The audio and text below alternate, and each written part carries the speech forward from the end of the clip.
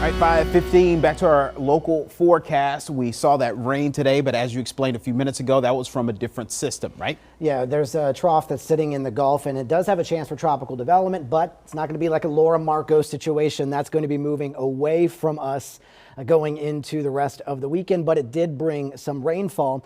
Here's a live look outside, and so we still have the cloud cover firmly in place with us on this Saturday evening.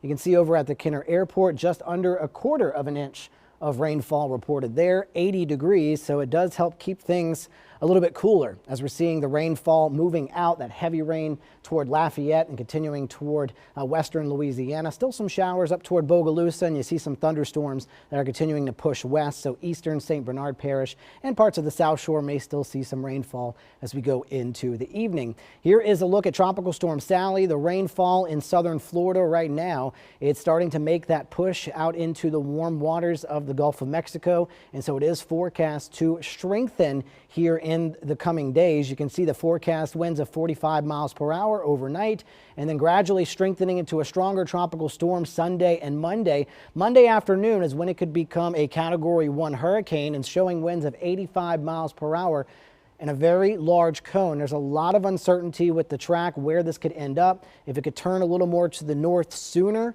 or if it does take this track, the impacts we would see across southeast Louisiana and south Mississippi would be greater, and it's not going to be moving very fast. From overnight going into Tuesday morning into Wednesday afternoon, it's just getting up toward the Hattiesburg area, so there is big concern for flooding associated with the system and may be the biggest impact along with the storm surge down toward the coast. Hurricane watches have been issued for most of southeast Louisiana and all along the Mississippi-Alabama coast.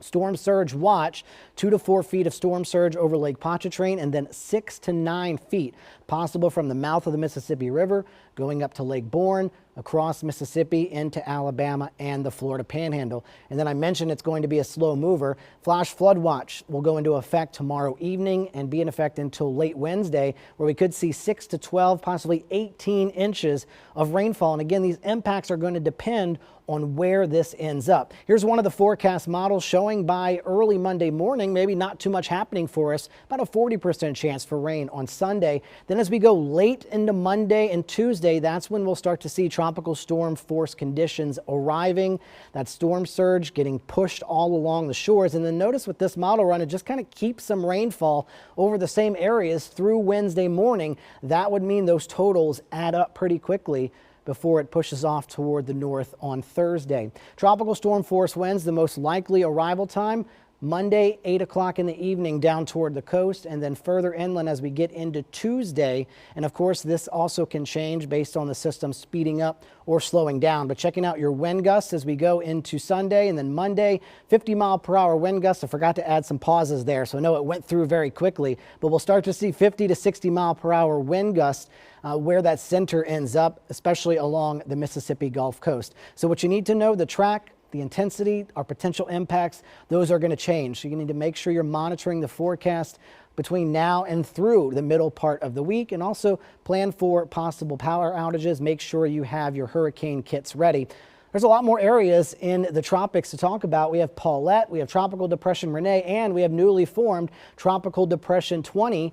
All three of those, though, look to stay out into the open waters. Paulette is going to bring impacts as a Category 2 hurricane to Bermuda, but I do not see any of these as U.S. impacts. And then another area, 60% chance for tropical development off the coast of Africa. And I've had a lot of questions. If we go through Teddy, Vicky, and Wilfred, we start on the Greek alphabet from there. So your 7-day forecast showing some afternoon showers possible tomorrow. Not a lot of rainfall I'm expecting on Sunday.